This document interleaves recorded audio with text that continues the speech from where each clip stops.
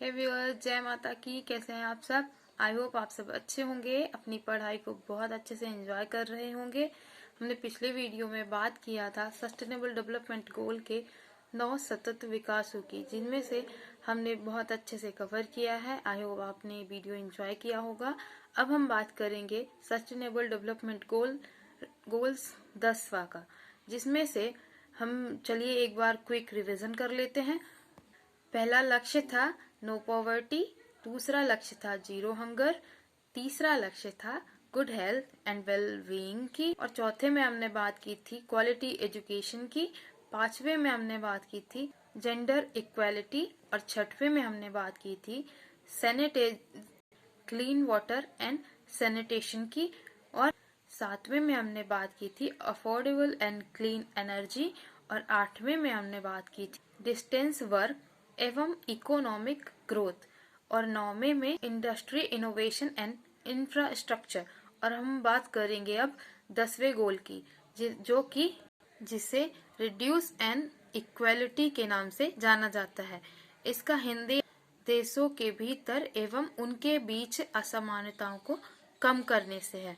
चलिए तो शुरुआत करते हैं। जैसे कि हम बात कर रहे हैं असमानताओं को कम करना और उनके बीच यह सुनिश्चित करना कि कोई पीछे ना छूटे, और सतत विकास लक्ष्यों को प्राप्त करने के सतत विकास लक्ष्यों को पूरा करने के लिए अभिन्न अंग हैं, जैसे देशों के भीतर और बीच असमानता और चिंता का एक कारण है, जो कि कोविड-19 के प्रभाव आय एवं असमानता को कम करने के किसी भी सकारात्मक रुझान को उलटते दिख रहे हैं।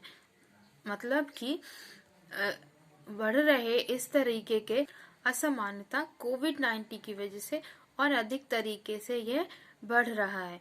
वही देखा गया है कि महामारी ने संरचनात्मक और प्रणालीगत भेदभाव को अधिक तेजी से बढ़ा दिया है। उभरते और विकास बाजारों और विकासशील अर्थव्यवस्थाओं में धीमी गति से सुधार हो रहा है, जिसमें देशों के बीच आय में असमानता बढ़ रही है, और शरणार्थियों और प्रवासी की मौतों की संख्या 2021 में रिकॉर्ड पर उच्चतम पूर्ण संख्या तक पहुंच चुकी है। देखा गया है कि कोविड-19 की वजह से फैल रहे असमानता के कारण और भी अधिक लोगों की मृत्यु हुई है। इस बीच यूक्रेन में युद्ध जारी है और भी अधिक लोगों से अपने घर से मजबूर कर रहा है, और हाल की स्मृति में सबसे बड़ा गृह संकट उत्पन्न कर रहा है। इस आधार पर यदि इसके तथ्य एवं आंकड़े देखे गए तो इस प्रकार से होंगे।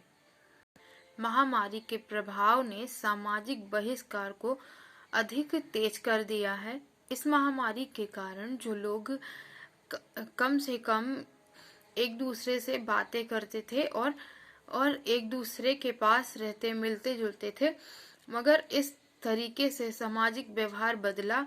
कोविड-19 के महामारी की वजह से लोग एक दूसरे के पास जाने, छूने और एक दूसरे से मिलने से भी डरते हैं।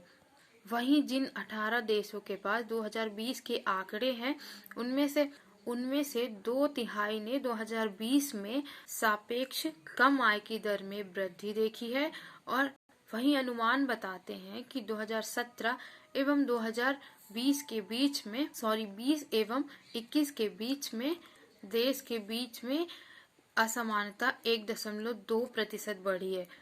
किसी पीढ़ी में इस तरह की पहली वृद्धि है। देखा गया है कि अभी तक बढ़ रहे महामारियों की वजह से इस तरह की असमानता नहीं फैली गई है। यह पहली बार हो रहा है, ऐसा माना जाता है। महामारी से पहले इसमें अवधि में असमानता भी उभरते बाजार एवं विकासशील देशों में औसतन लगभग 1% बढ़ गई होगी, और वहीं 5 में से 1 व्यक्ति अंतर्राष्ट्रीय मानव अधिकार के कानून के तहत निषिद्ध आधारों में से कम एक आधार पर भेदभाव का अनुभव किया है, और जैसे कि जातीयता, आयु, लिंग और विकलांग एवं धर्म और अभिभिन्नता। जैसे कि पहले धर्म इत्यादि, लिंग और विकलांगता में भिन्नता किया जाता था। एक दूसरे को छूने अथवा देखने के लिए धर्म जाति का भेदभाव हुआ करता था। वहीं अब कोविड-19 की वजह से और अधिक रूप से बढ़ गया है। और वहीं कुछ देशों की तुलना में पुरुषों की तुलना में महिलाओं को लिंग के आधार पर भेदभाव का अनुभव होने की संभावना 2 गुनी हो गई है। जैसे कि पहले के आधार पर लिंग का अनुपात, यानी कि जो बाहर स्थल पर कार्य करने पहले की स्त्रियां यानी कि महिलाएं अधिक रूप से कार्य करने लग गई थी। कोविड-19 की वजह से वह और अधिक घर से बाहर नहीं जा पा रही। और अब बात करेंगे लक्ष्यों की, जिनमें से पहला लक्ष्य रखा गया 2030 तक राष्ट्रीय औसत से अधिक दर पर जनसंख्या के निचले 40% की आय वृद्धि को उत्तरोत्तर प्राप्त करना और बनाए रखना। वहीं दूसरा लक्ष्य रखा गया 2030 तक उम्र, लिंग, विकलांगता और नस्ल, जातीयता, मूल धर्म और धर्म या आर्थिक अन्य स्थिति के बावजूद सभी के सामाजिक और आर्थिक राजनीतिक समावेशी को सशक्त और बढ़ावा देना। और तीसरा लक्ष्य समान अवसर को सुनिश्चित करना और परिणाम को बढ़ावा देना, जिसमें भेदभावपूर्ण कानूनों, नीतियों और प्रथाओं को समाप्त करना। और चौथा लक्ष्य रखा गया नीतियों, विशेष रूप से मजदूरी एवं सामाजिक नीतियों को अपनाना और अधिक समानता प्राप्त करना। और पांचवा लक्ष्य रखा गया वैश्विक वित्तीय बाजारों और संस्थानों विनियमन और निगरानी में सुधार और ऐसे विनियमों को कार्यान्वयन को मजबूत करना। वही छठवें लक्ष्य अधिक प्रभावी, विश्वसनीय एवं जवाबदेही और वैध संस्थानों को वितरित करने के लिए वैश्विक, अंतर्राष्ट्रीय आर्थिक और वित्तीय संस्थानों में निर्णय लेने में विकासशील देशों के लिए बेहतर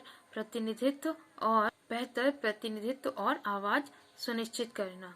और सातवां लक्ष्य रखा गया नियोजित और अच्छी तरह से प्रबंधित प्रवासी नीतियों के कार्यान्वयन सहित लोगों के नियमित प्रवास और गतिशीलता को सुगम बनाता है, मतलब कि आसान बनाता है, जिसमें से 3 तरह के मुख्य तथ्य रखे गए।